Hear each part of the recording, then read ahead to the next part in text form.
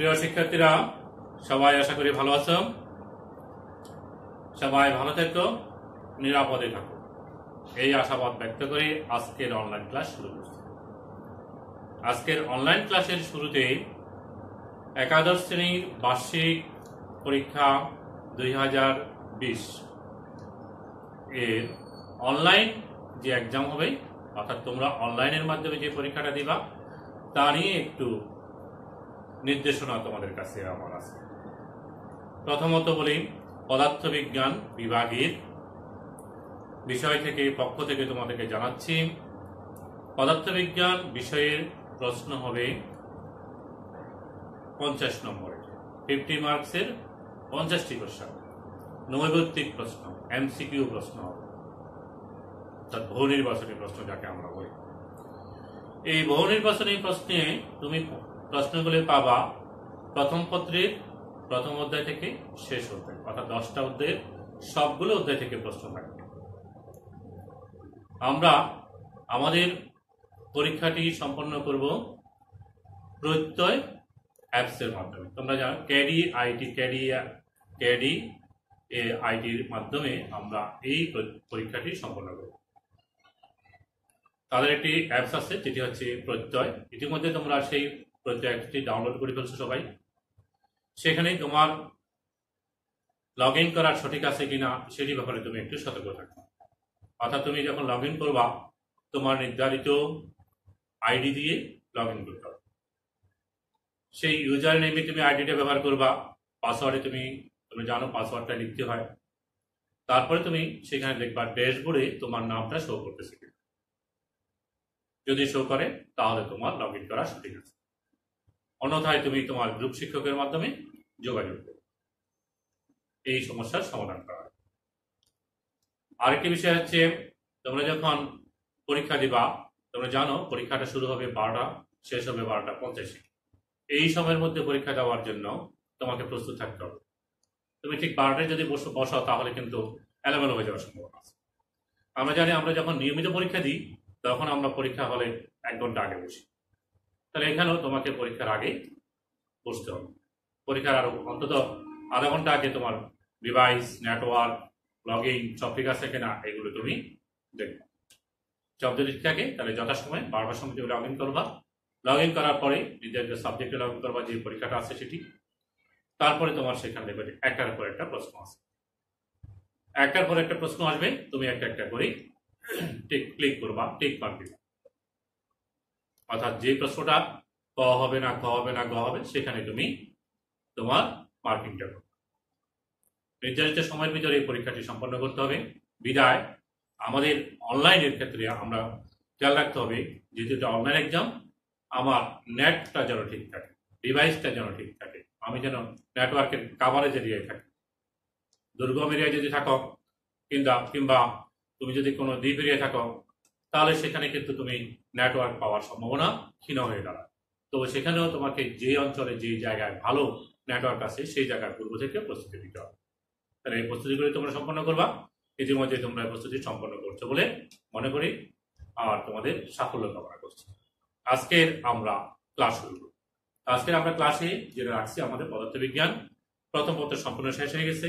তোমাদের এমসিকিউ পরীক্ষা দেওয়ার জন্য থিওরি ক্লাসগুলো আলোচনা হয়েছে, এমসিকিউ নিয়মিত ক্লাসে এমসিকিউ ক্লাসগুলো আলোচনা হয়েছে। আমরা যখন থিওরি ক্লাস করাই সেখানে ছোট ছোট বিষয়গুলো আমরা আলোচনা করি, সেখানে কিন্তু মূল বিষয়গুলো আমরা আলোচনা করি, নিশ্চয় আলোচনা করি। আমরা প্রত্যেক টিচারই আলোচনা করে থাকি প্রত্যেকটা বিষয়ে। সেখান থেকে তুমি এমসিকিউ প্রশ্নগুলো অবশ্যই পাও। অর্থাৎ তুমি যদি নিয়মিতভাবে পড়ালেখা করো এবং তোমার যদি পড়ালেখাটা যদি একেবারে নির্ভুলভাবে হয়, অর্থাৎ মনোযোগ সহকারে হয়, তাহলে এমসিকিউর যে প্রশ্নগুলো পাবা সেগুলি অবশ্যই আনসার করতে পারবা বলে আমরা মনে করি। তো তোমাদের একটু সুবিধার জন্য, যেহেতু তোমরা এখন পরীক্ষার সামনে একটু আতঙ্কিত অবস্থায় আছো, চিন্তাগ্রস্ত আছো, সেজন্য আজকের ক্লাসে আমি কিছু উদাহরণস্বরূপ কিছু এমসিকিউ আলোচনা করব।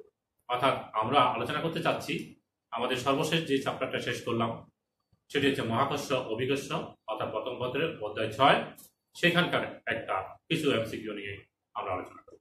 অর্থাৎ আমাদের এমসিকিউ প্রশ্নগুলো কিভাবে প্রস্তুতি নিতে হয় সেই প্রস্তুতিটি আমি তোমাদেরকে একটু তার মডেল হিসেবে তোমাদের একটু দেখাবো। এইভাবে তুমি পদার্থবিজ্ঞানের বিষয়গুলো তুমি চর্চা করতে পারো। আচ্ছা, প্রথম যে বিষয়টি আমরা আলোচনা করতে চাই, আমাদের শুরুতে আছে মহাকর্ষীয় ধ্রুবক, অর্থাৎ মহাবিশ্বের দুটো বস্তু পরস্পরকে আকর্ষণ করে, সে আকর্ষণ বলের পরিমাণ F = g × m1 m2 / d², যেখানে m1 এবং m2 হচ্ছে বস্তুদের ভর, d হচ্ছে বস্তুদের মধ্যবর্তী দূরত্ব, আর ক্যাপিটাল G হচ্ছে মহাকর্ষীয় ধ্রুবক। আমরা দেখাই এরকম করে, দেখো আমরা যদি বলি এখানে একটি মহাবিশ্বের বস্তু আছে, এখানে একটি বস্তু আছে, এই বস্তুটার ভর হচ্ছে m1, এটির ভর হচ্ছে তাদের মধ্যবর্তী দূরত্ব হচ্ছে d। তাহলে তারা পরস্পরকে যে বল আকর্ষণ করবে সেই বলের পরিমাণ হচ্ছে g m1 m2 / d²। এটি বহুল প্রচলিত সমীকরণ, এই সমীকরণ তোমাদের জানা আছে। এখন এখান থেকে আমাদের প্রশ্ন হতে পারে, ডি এর মান যদি অর্ধেক করে ফেলি তাহলে বল কিরকম হবে, ডি যদি ডাবল করে ফেলি তাহলে কেমন হবে? তাহলে প্রপোর্শনাল টু 1/d², 1/d²। তাহলে ডি যদি তুমি ডাবল করো, 2d করো, 4d² হবে, 1/4 হয়ে যাবে না। ডি যদি তুমি অর্ধেক করো তাহলে d/2 হোল স্কয়ার, মানে হচ্ছে d/4, d²/4, 4টা উপরে চলে যাবে, তখন বলটা 4 গুণ হবে। এইভাবে আমাদের প্রশ্নগুলো হয়। আমাদের যদি ভরের চেঞ্জ হয়, এটার পর এটার ভরের দ্বিগুণ হয় তাহলে কেমন হবে, আবার যদি অর্ধেক হয়ে যায় কেমন হবে, এরকম প্রশ্ন আমাদের থিওরিটিক্যাল যে প্রশ্ন আছে সেখান থেকে আসলে প্রশ্নগুলো আমরা প্রয়োগের প্রশ্ন, অনুধাবনের প্রশ্ন, উচ্চতা দক্ষতার প্রশ্নগুলো পেয়ে থাকি। এখন আসো আমাদের কিছু জ্ঞানের জন্য সরাসরি কিছু প্রশ্ন আমাদের মুখস্থ রাখতে হবে, তোমরা এটা জানো। যেমন এখানে আমরা বলছি এই জিটা হচ্ছে মহাকর্ষীয় ধ্রুবক, এটা কি মহাকর্ষীয় ধ্রুবক। এই মহাকর্ষীয় ধ্রুবক জি এর মানটা আমাদেরকে মুখস্থ রাখতে হবে। আমরা জানি এই মহাকর্ষীয় বা অভিকর্ষীয় মহাকর্ষীয় ধ্রুবক জি হচ্ছে 6.673 × 10⁻⁻11 newton metre square per kilogram. এই যে এককটা, এটি আমাদের পরীক্ষায় থাকতে পারে, এককটা তোমাকে চেঞ্জ করে দিতে পারে। মানটা কিন্তু খেয়াল করবা 6.673। আমরা যখন ক্যালকুলেশন করি আমাদের বইতে আমরা হয়তো পাবো 6.7 পাবো। হ্যাঁ, বড় ধরনের ক্যালকুলেশন ক্ষেত্রে 6.7 আর অর্থাৎ 6.67 ভিতরে পার্থক্য নেই, কিন্তু এমসিকিউর ক্ষেত্রে সঠিক মানটি তোমাকে মনে রাখতে হবে। বুঝতে পারছি? হ্যাঁ, তাহলে মানটা মুখস্থ রাখবো, আমরা এককটা মুখস্থ রাখবো, আমাদের মাত্রার সমীকরণটা আমরা মুখস্থ রাখবো। আমরা জানি মাত্রার সমীকরণ হচ্ছে L³ m−1 t - 2। এটি হচ্ছে মাত্রা, কিসের মাত্রা? এটি হচ্ছে কি এই মহাকর্ষীয় ধ্রুবকের মাত্রা হচ্ছে L³ m−1 t।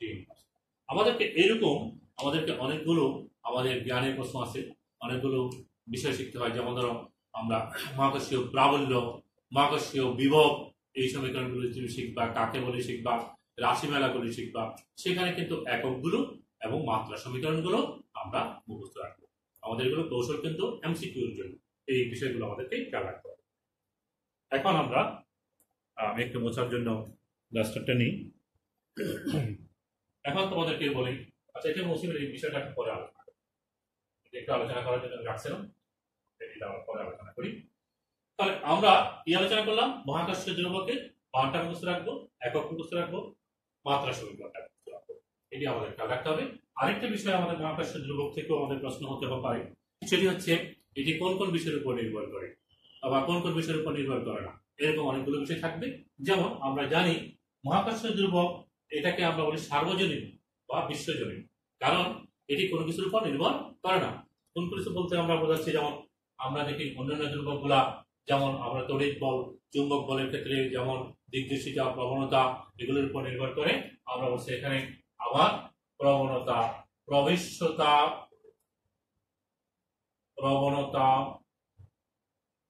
দিকদর্শিতা। খেয়াল করো আমি তিনটা বিষয় লিখলাম, 1 2 3। এখন তোমাকে এখানে বললো, প্রশ্ন করলো মহাকর্ষীয় ধ্রুবক কোন কোন রাশির উপর নির্ভর করে না।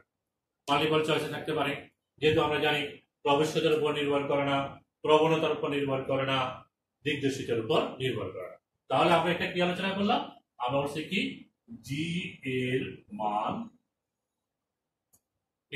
এই রাশিগুলোর উপর নির্ভর করে না। এটি কোথায় পাবা তোমরা? তোমরা যখন মহাকর্ষ ধ্রুবক্রিয়া পড়বা, মহাকর্ষ বল নিয়ে আলোচনা করবো, নিউটনের মহাকর্ষ সূত্র পড়বা, সেখানে দেখবা যে এরকম বিশ্লেষণ করা আছে জি এর বিষয়টা। তাহলে আমরা ওইখান থেকে প্রশ্ন পেতে পারি। আমি একটা উদাহরণ দিলাম যে মহাকর্ষ সূত্র পড়তে গিয়ে তুমি কি কি এমসিকিউর মুখোমুখি হবা এবং সেগুলো কিভাবে সমাধান করবা এবং তুমি করবা কিভাবে। তাহলে আমাদের মূল বইটাই রিডিং করতে হবে, সেখানে এই তথ্যগুলো আমাদের আছে।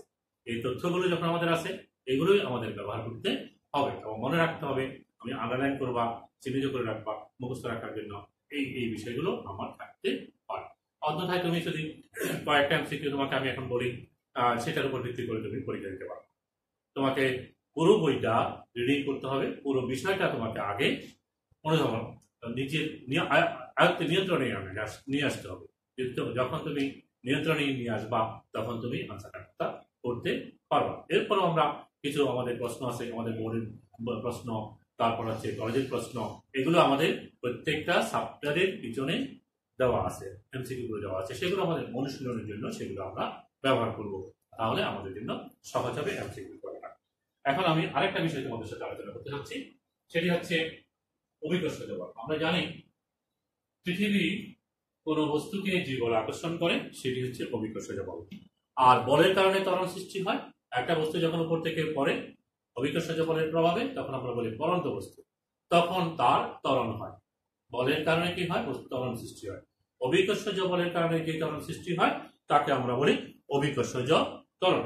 এই অভিকর্ষজ ত্বরণের মানটা আমরা যদি বলি জি এর মান, অভিকর্ষজ ত্বরণের মান পরিবর্তন হয়, নির্ভর করে কি কি বিষয়ের উপর নির্ভর করে, কি কি কারণে পরিবর্তন হয়, সেই যদি আমরা আলোচনা করি, আমরা বলতে পারি যে অভিকর্ষজ বলের, অভিকর্ষজ ত্বরণের মান পৃথিবীর আকৃতির কারণে, পৃথিবীর আকৃতির কারণে বিভিন্ন স্থানে ত্বরণের মান বিভিন্ন হয়। তারপর হচ্ছে উচ্চতার তারতম্যের কারণে, উচ্চতার তারতম্য অর্থাৎ পৃথিবীর পৃষ্ঠ থেকে উপরে কিংবা গভীরতা, উচ্চতা কিংবা গভীরতা দুটো শব্দ একসাথেই আমরা রেডি করে রাখি, দুটি বলে রাখি। পৃথিবীর পৃষ্ঠ থেকে আমরা যখন, এই হচ্ছে আমার পৃথিবী, পৃথিবীর পৃষ্ঠে এক ধরনের হবে, উপরে যখন যাব এক ধরনের হবে, নিচে যখন যাব আরেক ধরনের হবে। এইভাবে আমরা উচ্চতার তারতম্যের কারণে বা গভীরতার তারতম্যের কারণেও জি এর মানের পরিবর্তন হয়। জি এর মানের পরিবর্তন হয় আহ্নিক গতির কারণে, আহ্নিক গতির কারণে জি এর মানের তারতম্য। তাহলে আমরা বলছি কি এই জি এর মানের পরিবর্তন হয়, জি এর মান যে পরিবর্তন হয় সেটি আকৃতির কারণে। পৃথিবী যেহেতু অভিগত গোলক, সেই কারণে কেন্দ্র থেকে প্রতিটি অবস্থানের দূরত্ব সমান নয়। তাহলে কেন্দ্র থেকে যেহেতু প্রতিটি অবস্থানের দূরত্ব সমান নয়, তাহলে আকর্ষণ বলও সমান নয়। আকর্ষণ বল বা অভিকর্ষ বল সমান যদি না হয়, তাহলে অভিকর্ষ ত্বরণও সমান হয় না। সেই কারণে আমরা দেখি বিষুবীয় অঞ্চলে এক ধরনের, বিষুবীয় অঞ্চলে আমার অভিকর্ষ ত্বরণের মান 9.7808, একটু বই থেকেই বলি তোমাদেরকে, 9.7803 আর ক্রান্তীয় অঞ্চলে হচ্ছে 9.787891 আর মেরু অঞ্চল হচ্ছে 9.832117। আবার বলছি, এটি হচ্ছে বিষুবীয় অঞ্চলের জন্য, বিষুবীয় অঞ্চল।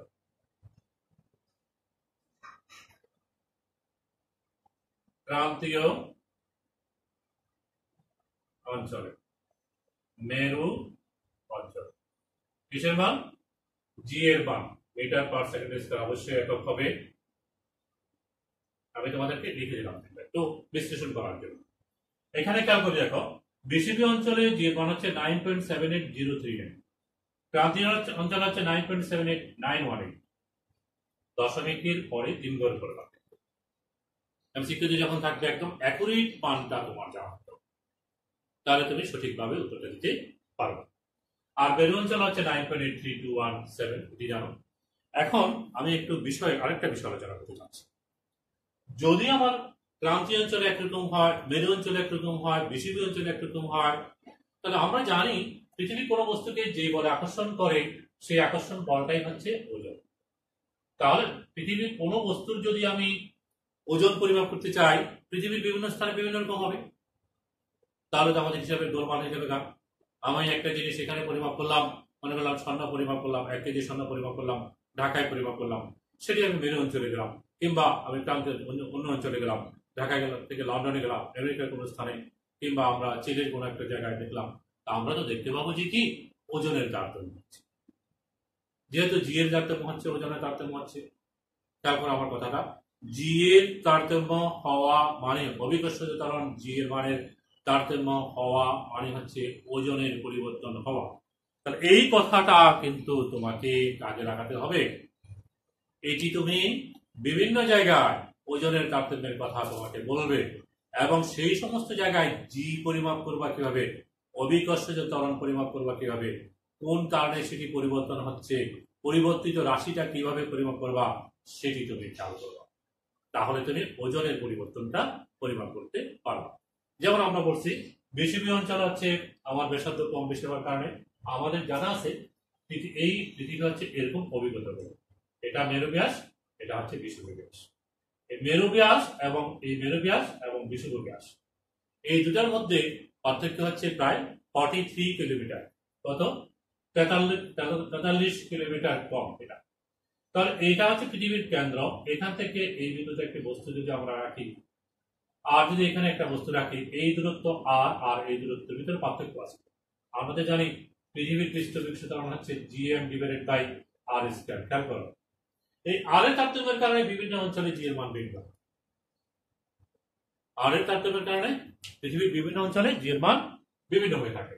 তাহলে আমাদের এই যে ভিন্ন হওয়ার কারণটা, এই কারণটা খুঁজে পেলে তুমি এই যে এখানে একটা কম, এখানে একটা কম, বিষুবী অঞ্চলে, ক্রান্ত অঞ্চলে, মেরু অঞ্চলে কেন হচ্ছে, তুমি এই সমীকরণ থেকে এবং এই তথ্য থেকে তুমি জানতে পারলা যে কি আসলে ভিন্ন হয়। তাহলে বলছিলাম যেটি যে আমার ওজনের তারতম্য হবে, তাহলে সেটি দূর করার জন্য আমরা আন্তর্জাতিকভাবে একটি আদর্শ মানকে বিবেচনা করতেছি। জি এর একটা অভিকর্ষজ ত্বরণের একটি আদর্শ মান, সেই মানটা হচ্ছে কত? জি এর সেই মানটা হচ্ছে 9.81 মিটার পার সেকেন্ড। এটি হচ্ছে আদর্শ। এই আদর্শ মানটা কিভাবে আমরা বিবেচনা করলাম? এটি হচ্ছে পৃথিবীর 45 ডিগ্রি অক্ষাংশে, 45 ডিগ্রি অক্ষাংশে সমুদ্র সমতলে অভিকর্ষজ ত্বরণের মানটাকে আমরা আদর্শ মান হিসেবে বিবেচনা করি। তার মান হচ্ছে 9.81 মিটার পার সেকেন্ড। আর এগুলো আমার জ্ঞানের প্রশ্ন, এগুলো আমাদের জ্ঞানের থেকে এগুলো আমাদেরকে জানতে হবে। এগুলো আমার জানা না থাকলে আমরা এগুলো আনসার করতে পারবো। কিন্তু আমাকে যদি বলা হয় যে অভিকর্ষজ ত্বরণের সাথে সম্পর্কিত করে বলা হয় যে একটা পৃথিবীর ব্যাসার্ধ হচ্ছে আর ব্যাসার্ধ বিশিষ্ট, অর্থাৎ পৃথিবীকে যে আর ব্যাসার্ধ বিশিষ্ট গোলক বিবেচনা করি, এখন তার ব্যাসার্ধ যদি দ্বিগুণ হয়ে যায় ত্বরণের কেমন পরিবর্তন হবে? তার ব্যাসার্ধ যদি অর্ধেক হয়ে যায়, ভর এবং ঘনত্ব একই থাকলো, তাহলে অভিকর্ষজ ত্বরণের পরিবর্তন কেমন হবে? কোন বস্তুর ওজনের পরিবর্তন কেমন হবে? তখন তুমি এই যে আমরা লিখলাম অভিকর্ষজ ত্বরণের জন্য ভূপৃষ্ঠে অভিকর্ষজ ত্বরণ নির্ণয় সমীকরণ, এটি হচ্ছে ত্বরণ নির্ণয় করবা এই সমীকরণ। তাহলে এই সমীকরণে তুমি এই g এটা আমাদের জানা আছে gm divided by r square. এখানে যদি আমার r পরিবর্তন হয়ে যায়, যেমন r হয়ে গেল কত? 2 গুণ। ব্যাসার্ধ আগে যা ছিল এখন ব্যাসার্ধ হয়ে গেছে 2 গুণ, আগে ডাবল হয়ে গেছে। এটা r, এটা হয়ে গেছে 2r। তাহলে এর জন্য তুমি g দেখতে বের করতে গেলে পৃষ্ঠের জন্য r এর জায়গায় কি বসাবা? 2r বসাবা। তাহলে তোমার g প্রাইম ইকুয়াল করতে হবে gm ডিভাইডেড বাই 2r। আর এর জায়গায় আমরা বসাচ্ছি, এই r এর জায়গায় বসাচ্ছি 2r হোল স্কয়ার। তার মানে দেখো খেয়াল করে, gm divided by 4r square, অর্থাৎ 1/4 gm বাই r স্কয়ার। আর এই gm বাই r স্কয়ার, এই gm বাই r স্কয়ারকে আমি কি লিখতে পারবো? 1/4 ইনটু g। অর্থাৎ আমি যখন ব্যাসার্ধটাকে দ্বিগুণ করে ফেললাম, তখন আমার ওই বা যদি দ্বিগুণ হয়ে যায় আর ব্যাসার্ধ বিশিষ্ট পৃথিবীর ব্যাসার্ধ যদি ডাবল হয়ে যায়, তাহলে তার পৃষ্ঠ বিকৃষ্ট ত্বরণ হবে আগে 4/1 ভাগ। এই ক্যালকুলেশন থেকে তুমি করতে পারবা। অনুরূপভাবে তোমাকে প্রশ্ন করতে পারে ভর যদি দ্বিগুণ হয়ে যায়, ভর যদি অর্ধেক হয়ে যায়, তাহলে কেমন হবে, এরকম আমাদের প্রশ্ন এমসিকিউ দিতে পারে। আসলে এইগুলোই আমাকে খেয়াল রাখতে হবে এবং আমরা অনুশীলন করার সময় এই ধরনের প্রশ্ন পাবো, সেগুলো তোমরা একটু খেয়াল রাখবা। এবার আমি অভিকর্ষজ ত্বরণের আরো কিছু বিষয় একটু আলোচনা করতে চাচ্ছি। আমরা বলছিলাম আকৃতির কারণে পরিবর্তন হয়, পৃথিবীর পৃষ্ঠ বিকৃষ্ট ত্বরণের সমীকরণটি আমরা জানলাম। এবার আমরা বলছি যদি পৃথিবীর উচ্চতা পৃষ্ঠ হতে এই উচ্চতা অবস্থান করে, এই হচ্ছে পৃথিবী, এটা হচ্ছে পৃথিবীর কেন্দ্র, এটা হচ্ছে পৃথিবীর ব্যাসার্ধ, এটা পৃথিবীর পৃষ্ঠ, এখান থেকে এই উচ্চতা, মানে এই উচ্চতায় আমরা অভিকর্ষজ ত্বরণ নির্ণয় করতে চাচ্ছি তথা ওজন নির্ণয় করতে চাচ্ছি। তাহলে এখানকার অভিকর্ষজ ত্বরণ হবে G prime is equal to Gm divided by R plus H whole square। এখানে এই দূরত্বটা হচ্ছে এখান থেকে পৃথিবীর কেন্দ্র থেকে সবসময় দূরত্ব হবে, এটি হচ্ছে R, তার এই টোটাল দূরত্বটা হচ্ছে এই থেকে এই পর্যন্ত হচ্ছে, এটা হচ্ছে R plus H, R plus H। এখান থেকে আমাদের এই সমীকরণটি হতে পারে। আমরা আরো প্রতিপাদন করছি, যেমন এটাকে আমরা এই সম্পর্কটাকে আমরা এরকম করে দেখাচ্ছি, G prime is equal to G into 1 minus 2H by R। এটি আমরা সমীকরণ দেখিয়ে আমরা দেখাচ্ছিলাম যে কি H এর মান যদি বাড়তে থাকে অভিকর্ষজ ত্বরণের মান কমতে থাকে, H এর মান যদি বাড়তে থাকে অভিকর্ষজ ত্বরণের মান কমতে থাকে, আমরা এই সমীকরণ থেকে সেটি দেখাচ্ছি। এবং সেখানে তোমাকে উচ্চতার তারতম্যের কথা বলবো উচ্চ ত্বরণ কেমন হবে কিংবা ওজন কেমন হবে, তাহলে এই সমীকরণটি অ্যাপ্লাই করবা কিংবা এই সমীকরণটি তুমি অ্যাপ্লাই করতে পারো। আবার যদি পৃথিবীর ভর একটু ডাবল ভর হয় তাহলে এই সমীকরণটি অ্যাপ্লাই করবা, তাহলে এইগুলো অ্যাপ্লাই করে তুমি জি এর তারতম্যটা হিসাব করবা উচ্চতার তারতম্যের কারণে। আচ্ছা, এখান থেকে এই দূরত্বটা হচ্ছে ডি বলতে পারি আমরা, এখান থেকে আমরা বলতে পারি জি প্রাইম, এই জায়গা থেকে বলতে পারি প্রপোর্শনাল টু 1/b²। অর্থাৎ উচ্চতার ক্ষেত্রে আমার পৃথিবীর কেন্দ্র থেকে দূরত্বের বর্গের ব্যস্তানুপাতিক হারে হ্রাস পায়। অর্থাৎ অভিকর্ষজ ত্বরণের মান পৃথিবীর পৃষ্ঠ থেকে আমরা যত পূরণ করবো, কেন্দ্র থেকে শুরু করি একেবারে আমাদের হিসাব হবে, দূরত্ব যত বাড়বে আমার অভিকর্ষজ ত্বরণের মান তত কমবে, তবে দূরত্বের বর্গের ব্যস্তানুপাতিক হারে পরিবর্তন হবে। ঠিক আছে, এটি আমাদের মনে রাখতে হবে। আচ্ছা, এবার আমরা আসি, যদি আমরা বলি যে কি না পৃথিবীর অভ্যন্তরে প্রবেশ করি, তাহলে আমরা পৃথিবীর অভ্যন্তরে এরকম এটি হচ্ছে, এটা হচ্ছে কেন্দ্র, এটা হচ্ছে আর এইচ গভীরতায় প্রবেশ করি, কতটুকু প্রবেশ করলাম এইচ গভীরতা, এই জায়গায় অভিকর্ষ ত্বরণ কত, পৃথিবীর অভ্যন্তরে অভিকর্ষ ত্বরণের মান G prime is equal to G into 1 minus H by R। G prime is equal to G into 1 minus H by R। এই সমীকরণটা আমাদের খেয়াল রাখতে হবে। এখান থেকেও আমরা দেখতে পাই যে অভিকর্ষজ ত্বরণের মান যত গভীরে যাব তত কমতে থাকবে, কমতে কমতে যখন H is equal to R হবে অর্থাৎ কেন্দ্র হবে, এই কেন্দ্রে কোথায়, কেন্দ্রে G এর মান 0 হয়, কোথায় এই কেন্দ্রে G এর মানটা 0 হয়, এটি আমাদেরকে খেয়াল রাখতে হবে। আশা করি তোমরা এই বিষয়টা খেয়াল রাখতে পারবা। তাহলে উচ্চতার তারতম্যের কারণে G এর মানে যে পরিবর্তন হয়, পৃষ্ঠের জন্য আমরা বললাম এটি, উচ্চতার জন্য আমরা এটা বললাম, এই সমীকরণটা ব্যবহার করতে পারি, গভীরতার জন্য এই সমীকরণটা করলাম, আমরা আবার উচ্চতার জন্য এই সম্পর্কটা দেখাতে পারি যে উচ্চতার সাথে দূরত্বের সাথে বর্গের ব্যস্তানুপাতে পরিবর্তন হয়, আমরা এখানে দেখালাম কেন্দ্রে 0 হয়। দেখো একটা বিষয় যখন তুমি আলোচনা করবা সেখানে দেখবা যে কি অনেকগুলো বিষয় কারণ সেখানে চলে আসে। যেমন আমরা এই সমীকরণগুলো এইভাবে দেখালাম, আমি এটাকে ঘনত্বের সাথে সম্পর্কিত করে দেখাতে পারি, সেই সম্পর্কটা তো মনে রাখতে হবে, এটা হচ্ছে 4/3 G pi R। এই ঘনত্বের সাথে সম্পর্ক করে তোমাকে তথ্য দিতে পারে, তখন তুমি তো এটা দিয়ে করতে গেলে ঘনত্ব ভরকে আয়তন নিতে হবে, আয়তন থেকে ঘনত্ব, আয়তন এবং ঘনত্ব দিয়ে করতে হবে, অনেক সময় লাগে যাবে না।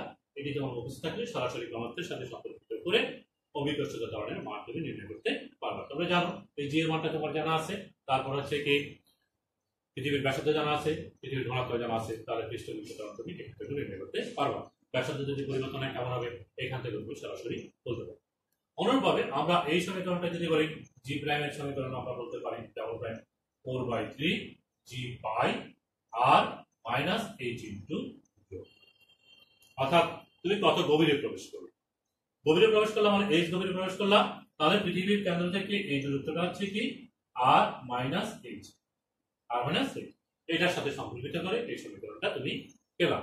অর্থাৎ ঘনত্বের সাথে সম্পর্কিত করে সমীকরণটি, আর হচ্ছে উচ্চতার সাথে সম্পর্কিত করে সমীকরণটি, এটাও লিখতে পারো ভূপৃষ্ঠের সাথে ভূপৃষ্ঠ বিকর্ষণ ত্বরণের সাথে গভীরতার বিকর্ষণ ত্বরণ। আর এটা হচ্ছে এটাও ঠিক আছে, তবে এটা ঘনত্ব যখন থাকবে তখন এটা ব্যবহার করতে হবে। আসলে কোন সমীকরণটি আমাকে প্রয়োগ করতে হবে সেটি আমার দেওয়া ইনফরমেশন গুলো যেগুলো আছে উদ্দীপকে সেটির উপর ডিপেন্ড করবে। আর তোমার অবশ্যই সমীকরণগুলো জানা থাকতে হবে। আচ্ছা, এখান থেকে আমরা বলতে পারি এই দূরত্বটা হচ্ছে আসলে জি। তাহলে আমরা এখান থেকে বলতে পারি জি প্রপোর্শনাল টু হচ্ছে জি। অর্থাৎ অবিকর্ষ ত্বরণের মান উচ্চতার তারতম্যের কারণে ভিন্ন হয়। পৃথিবীর পৃষ্ঠ থেকে যত উপরে উঠবো আমার দূরত্ব তত বাড়বে, তখন দূরত্বের বর্গের ব্যস্তানুপাতিক হারে হ্রাস পাবে। পৃথিবীর গভীরে যখন প্রবেশ করব তখন অভিকর্ষজ ত্বরণের মান হ্রাস পাবে, তবে সমানুপাতিক হারে হ্রাস পাবে, সমানুপাতিক হারে হ্রাস পাবে। তাহলে ভূকেন্দ্র থেকে যদি আমরা হিসাব করি অভিকর্ষজ ত্বরণের মানের তারতম্য কেমন হয় তা নিয়ে যদি আমরা একটা লেখা অঙ্কন করি, আমরা কয়েকটি গ্রাফ এখন একটু আলোচনা করবো। এখন আমরা কয়েকটি লেখচিত্র অঙ্কন করবো যেগুলো আমাদের পরীক্ষায় আসে। দেখো খেয়াল করো, আমরা এরকম একটা গ্রাফ আঁকতেছি যেটি হচ্ছে কি এখানে এই বিন্দুটাকে আমরা ভূকেন্দ্র বলছি। অর্থাৎ পৃথিবীর কেন্দ্র থেকে এখান থেকে শুরু করে আমি উপর উঠতে যাই। তাহলে ভূকেন্দ্র থেকে শুরু করে পৃথিবীর কেন্দ্র থেকে শুরু করে উপরে উঠবো। তাহলে জি এর মানে তারতম্য কেমন হবে তা দূরত্বের সাথে সম্পর্কিত করে, কেন্দ্র থেকে দূরত্বের সাথে সম্পর্কিত করে একটি লেখচিত্র দেখাতে চাচ্ছি। এদিকে তাহলে আমরা জি দেখাচ্ছি আর এদিকে আমরা দূরত্ব দেখাচ্ছি। তাহলে আমি লেখাটা একটু কেমন, এই মানটা হচ্ছে আর এটি হচ্ছে জি এর সর্বোচ্চ মান। তাহলে জি দেখাচ্ছে দিকে, দূরত্ব দেখাচ্ছে দিকে। খেয়াল করো, ভূকেন্দ্র থেকে আমি যত উপরে উঠবো তত ভূকেন্দ্রতে শূন্য, আমি একটু আগে আলোচনা করছি, যত উপরে উঠবো তখন আপনি বেশি হবে, বেশি হতে পৃষ্ঠে যখন যাবো তখন সবচেয়ে বেশি হবে। কেন্দ্র থেকে পৃষ্ঠ মানে হচ্ছে এটি হচ্ছে আর, সেজন্য আমরা এখানে আর পাচ্ছি। আর আমরা বলছিলাম যে অভ্যন্তরে জি এর মানে যে পরিবর্তন হয় সেটি দূরত্বের সাথে সমানুপাতিক, সেই জন্য আমার লেখাটা স্টেট লাইন এবং আর অবস্থানে পৃষ্ঠে সর্বোচ্চ। তারপর যখন আমরা আরো উপরে উঠবো তখন জি এর মান বর্গের ব্যস্তানুপাতিক হারে পরিবর্তন হবে, সেই জন্য এটি একটা প্যারাবোলা আছে এবং এটা অসীমে গিয়ে শূন্য, অসীমে গিয়ে জি এর মানটা শূন্য আছে। বুঝা গেছে? তাহলে এটি হচ্ছে ভূকেন্দ্র থেকে আমার জি এর মানের যে পরিবর্তন তা নিয়ে আমরা সম্পর্ক দেখাবো। এখন আসো, যদি আমরা বলি পৃথিবীর পৃষ্ঠ থেকে অভ্যন্তরে প্রবেশ করবো, খেয়াল করবো গ্রাফটা কিন্তু মনে রাখতে হবে। এটি তুমি এই মূলবিন্দুটাকে ধরছো, এটি হচ্ছে পৃথিবীর ভূপৃষ্ঠ, ভূকেন্দ্র না, ভূপৃষ্ঠ। ভূপৃষ্ঠ থেকে কোথায় যাচ্ছ? এটি হচ্ছে গভীরতা, এটিকে তুমি এইচ দেখাচ্ছ আর এদিকে জি দেখাচ্ছ। খেয়াল করো, ভূপৃষ্ঠ থেকে তুমি গভীরতা, তাহলে যত নিচে যাবে তত কম থাকবে, ভূপৃষ্ঠ সবচেয়ে বেশি হবে, এই মানটা সবচেয়ে বেশি। তারপর তুমি গ্রাফটা ফেল করবে এবং এটা শূন্য পাবা। কোথায় শূন্য পাবা? এই পৃথিবীর কেন্দ্রে গিয়ে এখান থেকে যখন করবা এখানে মানে আর ধরতে চলে যাচ্ছে তখন শূন্য পাবা। তাহলে এটি হচ্ছে ভূপৃষ্ঠ থেকে গভীরতা যখন প্রবেশ করবে। আচ্ছা, এবার আসো, তুমি আরেকটা গ্রাফ পাবা, সেটা হচ্ছে ভূপৃষ্ঠ। আমরা এখানে মনে করলাম এটা ভূপৃষ্ঠ থেকে তুমি উপরে উঠবা উচ্চতা, তাহলে তুমি দেখবা যেটি আমার ভূপৃষ্ঠে সবচেয়ে বেশি ছিল, এবং সেই যত আমরা উপরে উঠবো এইচ এর মান তত বাড়বে। এখানে আমরা এইচ দেখাচ্ছি আর এখানে আমরা জি দেখাচ্ছি। তাহলে আমরা এরকম একটু খেয়াল করতে হবে, আমার গ্রাফটা আমাকে তিন ধরনের গ্রাফ আমি দেখাচ্ছি, কিন্তু এগুলো আমার কিন্তু একটা প্রশ্ন তিনটে দেওয়া থাকতে পারে, তখন তুমি কনফিউজ হয়ে যাবা তুমি যদি সঠিকভাবে বিষয়টা না জানো। তাহলে তোমাকে জানতে হবে যে কি আমার গ্রাফটা কি বলা হচ্ছে। গ্রাফটি বলা হচ্ছে ভূপৃষ্ঠ থেকে উচ্চতার জন্য, গ্রাফটি বলা হচ্ছে ভূপৃষ্ঠ থেকে গভীরতার জন্য, গ্রাফটি বলা হচ্ছে ভূকেন্দ্র থেকে উচ্চতার দূরত্বের জন্য। তাহলে এই বিষয়গুলো তুমি খেয়াল রাখতে হবে। সমস্ত গ্রাফের যখন আমরা করি তখন রাশিমালাটি যে সম্পর্কগুলো গ্রাফের ভিতরে দেওয়া আছে, যাদের মাঝে সম্পর্ক দেওয়া আছে, গ্রাফ মানে হচ্ছে দুটো চলক থাকবে, এক্স অক্ষের দিকে একটা, ওয়াই অক্ষের দিকে। ওই চলকগুলোর মাঝে সম্পর্কটা কি সেটি তোমাকে জানতে হবে। যদি সম্পর্কটা তুমি না জানো তাহলে তুমি গ্রাফটা বিশ্লেষণ করতে পারবে না, মুখস্থ করতে গেলেও বারবার তুমি ভুলে যাবে। তো আশা করি অভিজ্ঞতা ত্বরণের বিষয়টা আমরা আমাকে দেখালাম কিভাবে পরিবর্তন হয় এবং কোন কোন কারণে পরিবর্তন হয় সেই বিষয়টা। আরেকটি বিষয় রয়ে গেছে, সেটি হচ্ছে কি আবার আহ্নিক গতির কারণ। অর্থাৎ পৃথিবী নিজ অক্ষে 24 ঘন্টায় একবার ঘুরে, যার কারণে দিবারাত্রি সংঘটিত হয়। নিজ অক্ষে 24 ঘন্টায় একবার ঘুরে, যার কারণে কি হয়, দিবারাত্রি সংঘটিত হয়। এখন এই দিবারাত্রি সংঘটিত হয় পৃথিবীর ঘূর্ণনের কারণে আমরা বলতে পারি।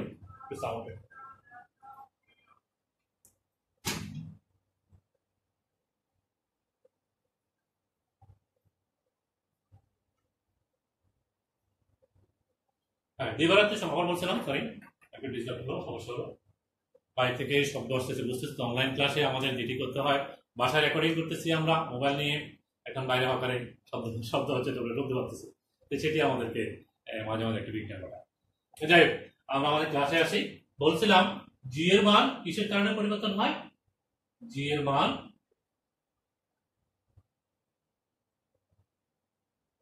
আহ্নিক গতির কারণে,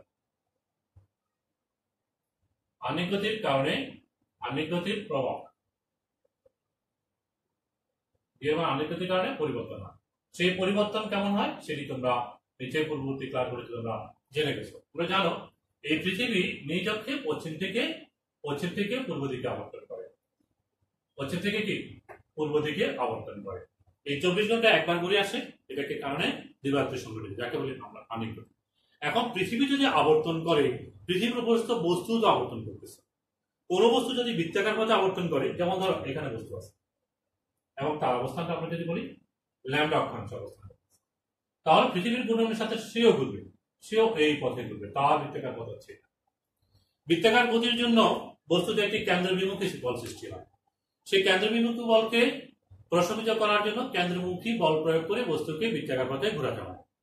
এখানে পৃথিবীর আকর্ষণ বলটাই ওই বস্তুটার কেন্দ্রবিমুখী বলকে প্রশমিত করে।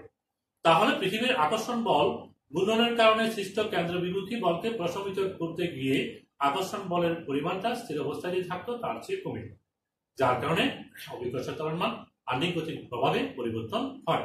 এবং সেই পরিবর্তিত সমীকরণটি আমরা জানি ল্যাম্বডা অক্ষাংশে যদি অবস্থান করি, এম বলের বস্তু মনে করলাম বিন্দুতে ল্যাম্বডা অক্ষাংশে আছে, তাহলে তার ত্বরণের মান হচ্ছে জি ল্যাম্বডা ইকুয়াল টু ভূপৃষ্ঠ ত্বরণ বিয়োগ ওমেগা স্কয়ার আর কস স্কয়ার ল্যাম্বডা। এই সমীকরণটি বলছিলাম সবগুলো আলোচনায় আমার তথ্যগুলো লাগবে, ইনফরমেশনগুলো, এই সমীকরণগুলো তোমার জানা থাকতে হবে।